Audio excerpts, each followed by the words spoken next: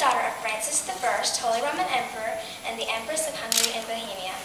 My childhood was complex and complicated with all the difficult lessons in French, horseback riding, and French. Sadly, my mother would often neglect me. Because of the lack of loving supervision from my mother, at age 12, I sadly was terrible at reading and writing in my native German language. On my own, I detected I needed to do better in my studies and soon advanced greatly. I was also considered a princess of fashion. I wore overly ridiculous immense hoops under my dresses. It was very hard to get out of carriages.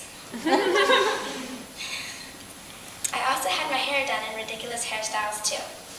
Fancy, immense, and massive hairstyles sometimes took 4 hours at a time. Large hairstyles were very popular. Since my hairstyles were so large, I had shining scenic scenes and vast landscapes built into my hair.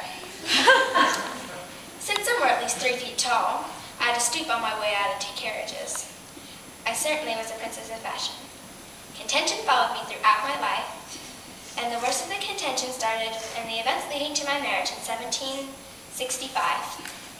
I was the only rightful bride for the powerful, rich Prince of France. Surprisingly, he was my cousin once removed. On the day of my wedding, I wore the loveliest, sparkling silver dress that looked like moonlight. Not long after the wedding, I had a wonderful baby girl, but nonetheless, there was pressure to bear a baby boy that would become the next king of France.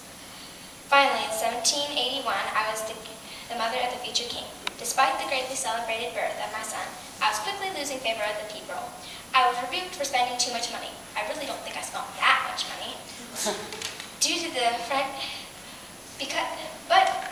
Revolution and the controversies that followed me, I was tried and convicted of treason and other crimes against France.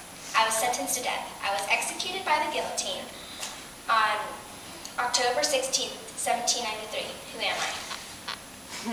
Marie Antoinette. Yes.